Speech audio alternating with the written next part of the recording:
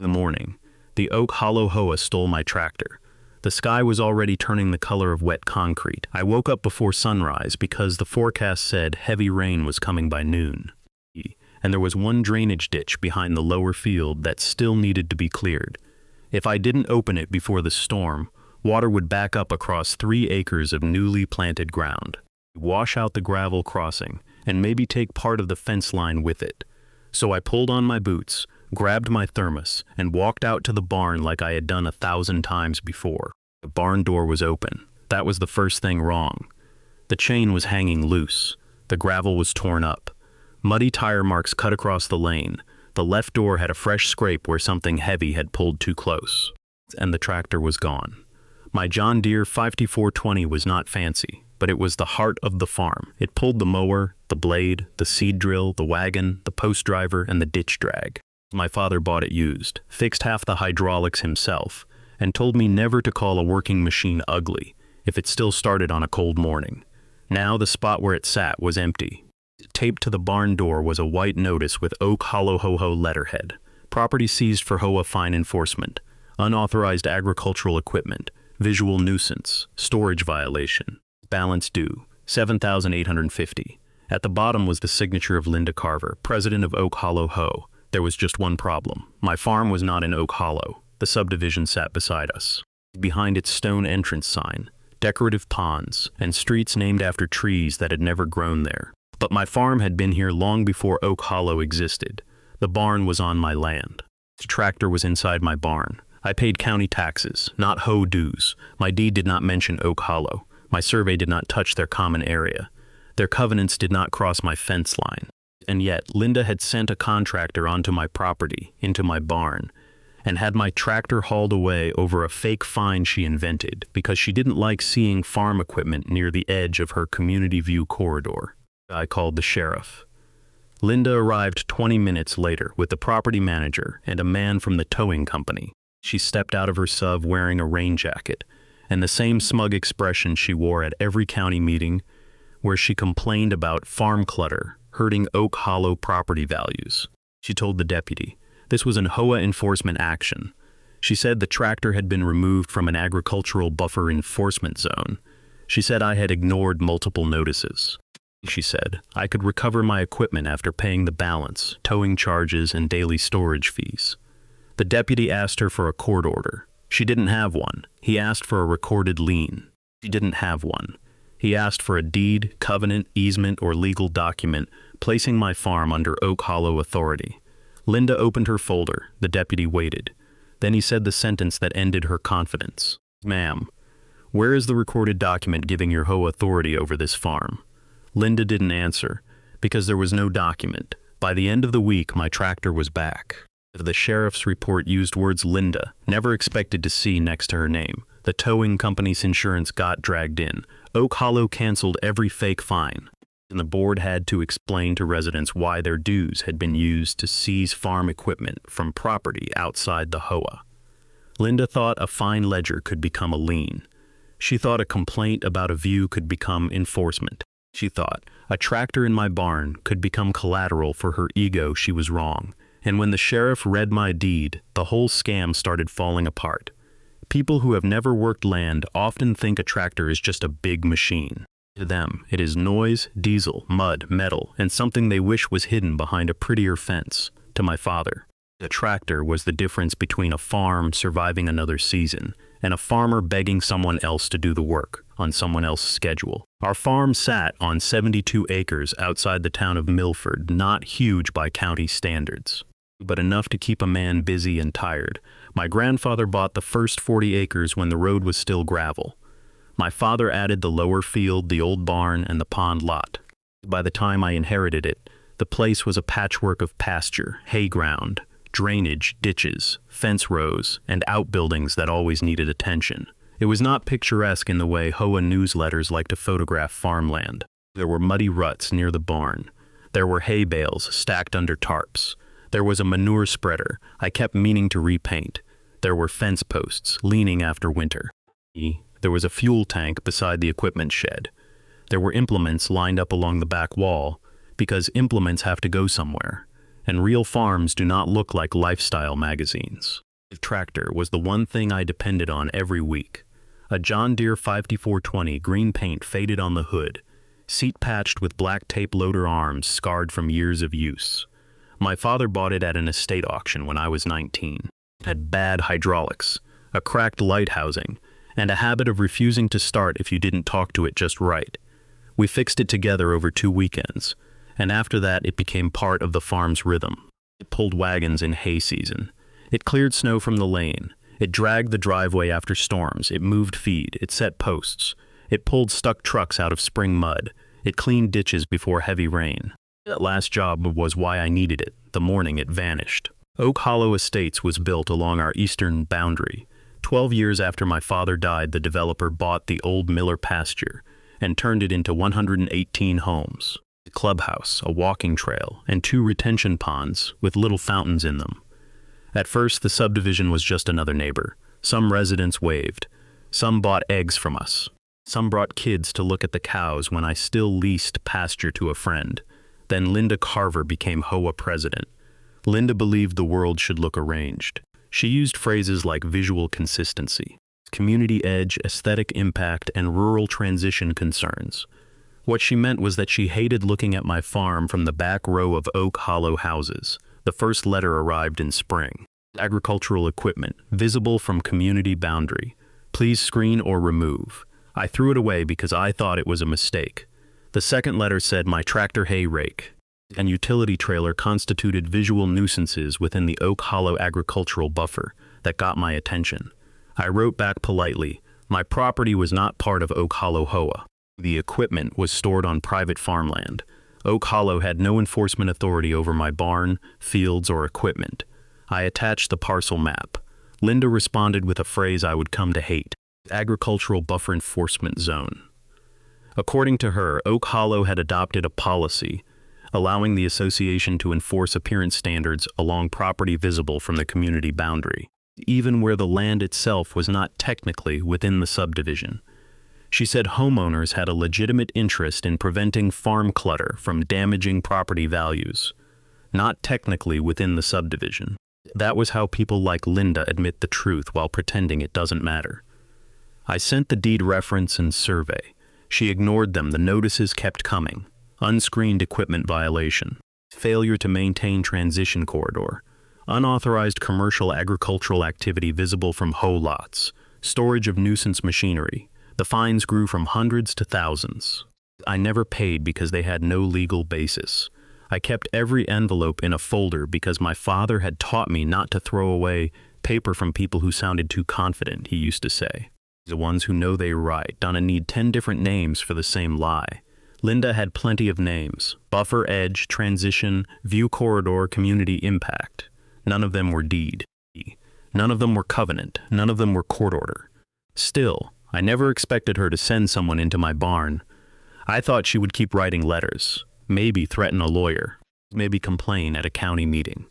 I underestimated how far someone will go when they mistake annoyance for authority, and because of that, on the morning I needed my tractor most, I found an empty barn and a fake seizure notice where my livelihood used to be. The fine ledger was absurd. I didn't receive the full copy until after the tractor was taken, but when I finally saw it, I understood exactly how Linda had tried to build a paper wall around a lie. It started with a 500 visual nuisance violation for the tractor being visible from Oak Hollow Lot 44. That's $750 for failure to screen agricultural equipment, then $200 for ongoing equipment storage in a transition zone, then $950 for non-compliance after notice, then $2,000 for enforcement escalation, then $1,450 for administrative towing coordination. Total balance due, $750. There was not one valid legal citation attached. No recorded covenant, no judgment, no lien, no court order. No sheriff's writ. Just an HOA ledger created inside a subdivision I didn't belong to. Linda had sent copies by mail, but the language was intentionally confusing. It said failure to resolve the balance could result in asset recovery, removal of nuisance property, and storage pending compliance. I had read those phrases as empty threats because no rational contractor would haul farm equipment from private land over HOA paperwork without verifying authority. That was another thing I underestimated. Some contractors do not verify authority when a confident person's hand the check.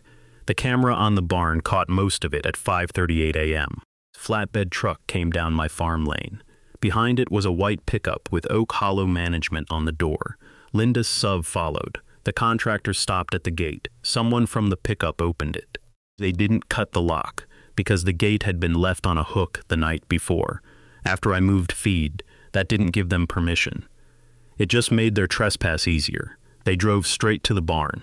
The footage showed Linda standing near the door, talking on the phone, while two men hooked the tractor. One of them pointed toward the camera. The other shrugged. They pulled the tractor out, scraping the barn door frame with the rear implement, still partly attached. A hydraulic hose dragged across the gravel. The front tire bounced off the threshold, hard enough to leave a gouge in the wood. Then they loaded it. Linda placed the notice on the barn door herself. That detail mattered later. It proved she was not some distant board president who accidentally approved paperwork. She was physically present when my tractor was taken from my barn. After I called the sheriff, I called the phone number on the notice. The woman who answered said the tractor had been moved to Tri-County Storage and Recovery and would accrue daily storage fees until the Oak Hollow balance was paid. I said, "Oak Hollow has no authority over my farm." She said, "Sir, we just handle recovery based on client orders." Client orders, that phrase is terrifying when the client has no legal right to give them. Linda's first words to me at the barn were not an apology. They were, "You had months to comply." I was standing in front of an empty space where my tractor belonged. The rain was getting closer. My ditch was still clogged. My field was at risk. And she looked proud, I said. "You stole my tractor," she said. "We enforced a nuisance removal," I said, "from inside my barn." She said, "Your equipment impacts our homeowners." The deputy asked if she had a court order authorizing seizure of personal property. Linda said. HOA enforcement powers were outlined in the association's compliance rules. The deputy asked if I was a member of the HOA. Linda said, "My farm sat inside the agricultural buffer enforcement zone." He asked again, "Is his farm subject to your HOA covenants?" She said, "It is adjacent to our community." The deputy looked at me. I handed him my deed, survey, and county parcel map. He read in silence while rain began to tap the barn roof. Then he looked at Linda and asked for the recorded document, placing my farm under Oak Hollow's authority. Linda had a folder full of papers. None of them answered that question. That was the moment her fake enforcement action stopped sounding official and started looking like what it was, an unlawful taking with a letterhead. Every instinct in me wanted to drive straight to Tri-County Storage and hook my tractor back onto my truck. I knew where the yard was. I knew the back road. I knew the tractor would probably be sitting behind a chain-link fence with a paper tag on it, like it belonged to them now. The thought of it sitting there while rain moved toward my field made my hands shake. But the deputy told me something I didn't want to hear. "Do not try to take it back yourself." He was right. If I broke into the storage yard or got into a confrontation, Linda would use that to muddy the case. The story would become a dispute between two angry parties, instead of a clean record of unauthorized seizure from private land. So I stayed and documented everything. I photographed the empty barn, tire tracks, the scrape on the door frame, the damaged threshold, and the drag marks where the hydraulic hose had crossed the gravel. I snapped photos of the notice Linda taped to the door. The gate, the camera angle, the weather forecast showing rain, and the ditch that still needed clearing. Then I downloaded the footage and backed it up twice.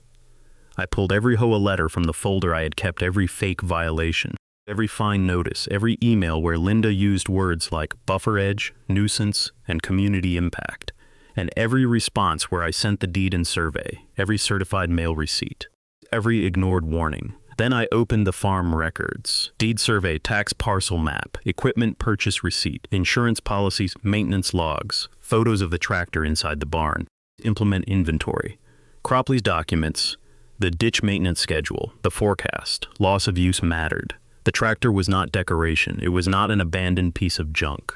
It was insured, maintained, necessary farm equipment, and losing it during storm prep had real consequences. The rain hit at 11:40 without the tractor. I cleared what I could by hand and with an old AFI that wasn't built for the job. It wasn't enough. Water backed up across the lower fields that night, cutting a shallow trench through newly seeded ground and washing gravel into the drainage swale. By morning, I had damage I could photograph and measure. Linda's fake fine had become a real farm loss. I called an attorney named Mara Ellis. She handled property disputes, agricultural land conflicts, and civil claims involving equipment and trespass. I sent her everything. The deed survey, video notices, fine ledger, sheriff's incident number, and photos of the damage. She called back within an hour. Her first question was, did they have a writ? No. Recorded lien? No. Court judgment? No. Are you in the HOA? No. She paused. Then she said, good, that makes this much cleaner. Mara sent demand letters the same day to Oak Hollow HOA, Linda Carver, the management company, Tri-County Storage and Recovery, and the towing contractor. The letter demanded immediate identification and preservation of the tractor. No sale or movement, return of the equipment, proof of legal authority, copies of all work orders, contracts, communications, invoices, lien documents, photos, and instructions related to the seizure. She also notified my insurance carrier. That mattered because the tractor itself was insured, but the claim could involve the towing contractor S insurance, the storage yard S insurance, and the HOA's liability carrier. Nobody wanted to be last in line holding the bill. The storage yard responded. First, they admitted they had the tractor, but refused to release it without payment authorization from Oak Hollow. Mara replied that they were now on notice that the equipment had been removed from private property without legal authority and that continued retention could create additional liability. The next morning, the sheriff's office contacted Tri-County directly. That changed their tone. Suddenly, the storage yard wanted to know whether Oak Hollow had provided a valid lien. The towing contractor wanted to know whether the HOA had a court order. The property manager wanted to know whether Linda had told the board the farm was outside the HOA. Everyone started asking questions they should have asked before touching my tractor. Then the first internal email came out. A management company employee had written to Linda 2 weeks before the seizure. We need legal confirmation before asset recovery. Mercer has repeatedly stated the farm is not part of Oak Hollow, and county parcel records appear to support that. Linda replied, the farm is not technically in the HOA, but the equipment affects our homeowners. Proceed under buffer enforcement. If we take the tractor, he'll finally pay or move it. Not technically in the HOA. There it was. In her own words, she knew, and she did it anyway. The tractor was returned under sheriff's supervision 3 days after it was taken. That was the first satisfying part. The truly satisfying part happened before they loaded it back onto the trailer. Mara, Deputy Harris, Linda, the property manager, a representative from Tri-County Storage, and the towing contractor all met at the storage yard. The yard manager looked nervous. The contractor looked angry. Linda looked like she had spent 3 days being told by lawyers not to talk, and had ignored all of them. My tractor sat near the back fence. Mud on the tires. Paint scratched near the rear fender. Hydraulic hose damaged. One rear light cracked. A paper tag wired to the steering wheel read, "Hold for Oak Hollow HOA enforcement." I photographed everything. Deputy Harris asked Tri-County what authority they had to hold the tractor. The yard manager said they acted on a client recovery order. The deputy asked if there was a court order. No. Recorded lien? No. Sheriff writ? No. Owner consent? No. Then he asked Linda to explain Oak Hollow's authority. Linda started talking about community standards, repeated notices, agricultural nuisance, and the buffer enforcement zone. The deputy said, "Ma'am, I am asking for the legal document." She handed him the HOA fine ledger. He looked at it and said, "This is not a lien." She handed him the policy about community edge maintenance. He said, "This appears to apply to association property and members." She handed him a map shaded in yellow along the subdivision boundary. He asked, "Was this recorded against his deed?" Linda didn't answer. Mara handed him my deed and the final Oak Hollow plat. The deputy read the parcel description, then compared it to the Oak Hollow boundary. He pointed to the farm on the county map outside the subdivision. Then he read the section of the plat listing HOA common areas. My barn was not there. My farm was not there. My tractor was obviously not there. Then Deputy Harris said calmly, where everyone could hear, "Based on these documents, this equipment was removed from property outside Oak Hollow HOA without a court order or recorded lien. This is not a valid HOA repossession. Linda's face went pale. The towing contractor turned toward her. "You told us this was association property."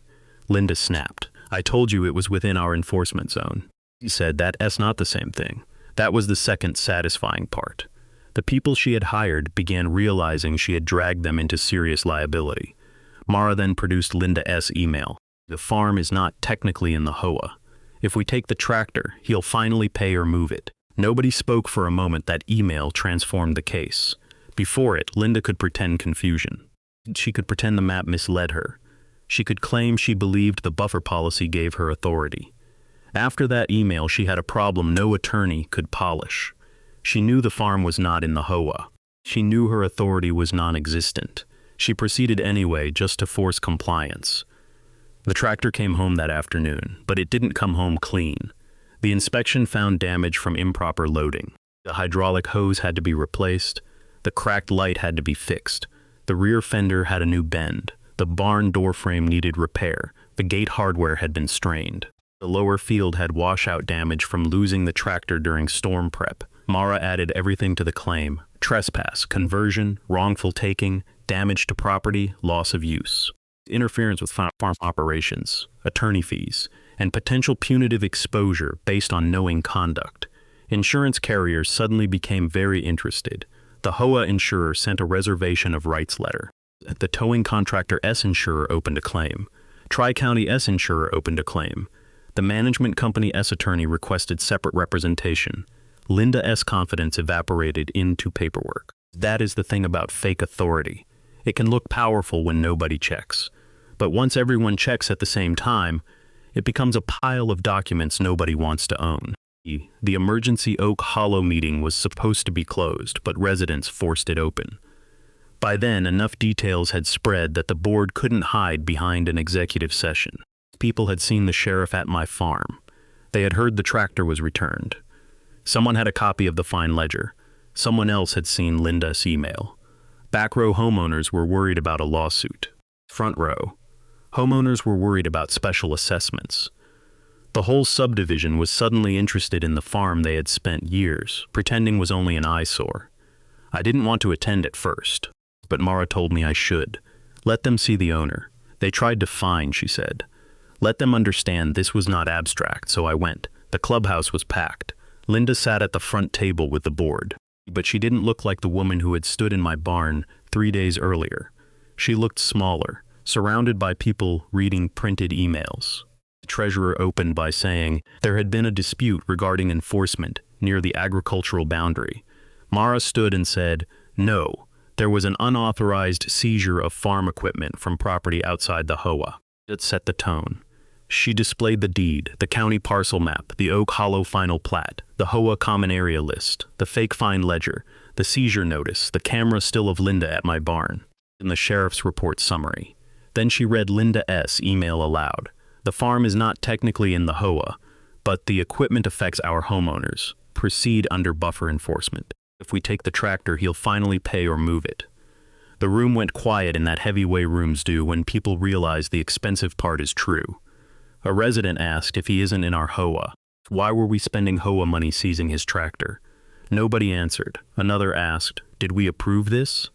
The board secretary said the board had approved nuisance enforcement, not entry into a private barn. The property manager said the management company acted on direction from the president.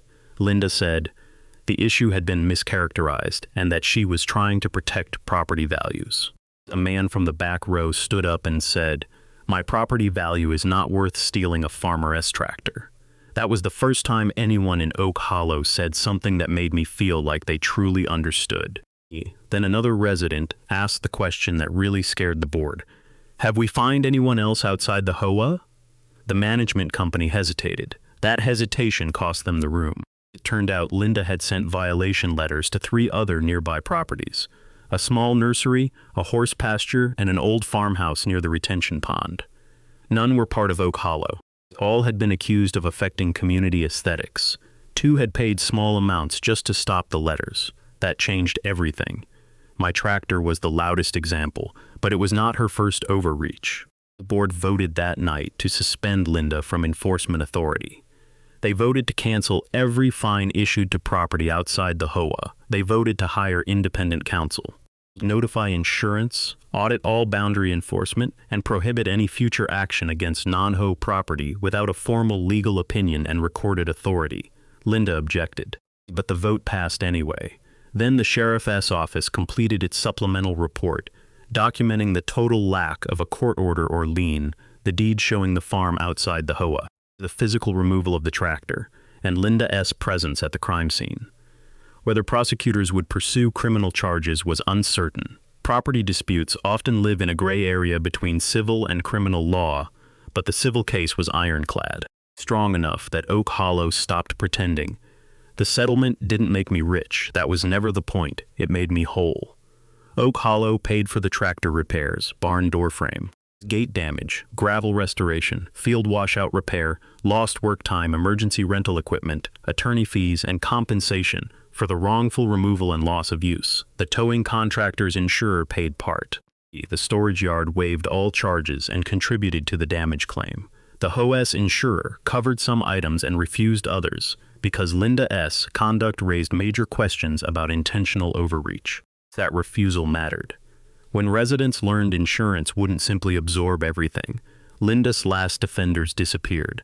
She resigned as president before the recall vote. She wrote a letter saying she had acted in defense of community standards and that rural properties must respect the impact they have on neighboring subdivisions. It was exactly the kind of statement she would write. Polished, self-important, and still missing the only sentence that mattered. I had no authority. Oak Hollow dissolved the agricultural buffer enforcement zone completely.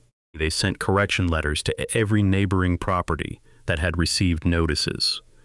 They refunded the nursery and the farmhouse owner. They rewrote their enforcement policy to state clearly that HOA authority ended at the recorded boundary unless a valid easement, covenant, agreement, or court order said otherwise. The management company lost its contract the following year. Tri-County Storage changed its intake policy too. No HOA seizure, no equipment recovery, and no asset hold without a court order. Recorded lien, law enforcement writ, or direct owner consent. Good. That rule should have existed before my tractor ever sat behind their fence, the first morning after everything was repaired. I started the tractor in the barn. It coughed once, then turned over with that familiar diesel rumble that vibrated through the floorboards and right up into my chest. I sat in the seat for a minute with my hand on the wheel, just listening. To someone else, it was just an engine. To me, it was the sound of the farm getting its voice back. I drove it down to the lower field and cleared the ditch properly. The washout scar was still there, but the water moved again. The fence line held. The grass would come back. Farms are good at that if people just stop making stupid problems. At the front gate, I installed a new sign, Private Farm. Not Oak Hollow Ho. No enforcement authority beyond this point. I didn't put it there for decoration. I put it there because boundaries matter most when someone else finds them inconvenient. People sometimes ask why I didn't just move the tractor earlier if it bothered Oak Hollow so much. The answer is simple, because it was in my barn, on my farm, doing farm work. I don't tell Oak Hollow residents what color patio chairs they can have. I don't fine them for decorative fountains. I think look ridiculous. I don't send them letters, because their lawn fertilizer runoff affects my ditch. I stay on my side of the line. All I ever asked was that they stay on theirs. Linda couldn't do that. She saw a working farm as a flaw in her neighborhood image. She saw my tractor as clutter, my refusal to pay fake fines as defiance, and her title as president as global jurisdiction. But titles do not create property rights. Fine ledgers do not become liens just because the font looks official. A contractor invoice does not replace a court order, and an HOA cannot seize a tractor from a barn on land it does not govern. My father used to say a farm survives because someone is willing to fix what breaks before the weather makes it worse. Fences, ditches, engines, roofs, paperwork. He was right about all of it. That week, the thing that broke was not just a barn door or a hydraulic hose. It was the assumption that Oak Hollow could keep pushing until I got tired. I didn't get tired. I got organized. The deed, the survey, the camera, the sheriff's report, the email, the insurance claim, each one did its job. And in the end, the tractor came home because real records are stronger than an HOA's letterhead. So if you own land beside an HOA, keep your deed where you can find it.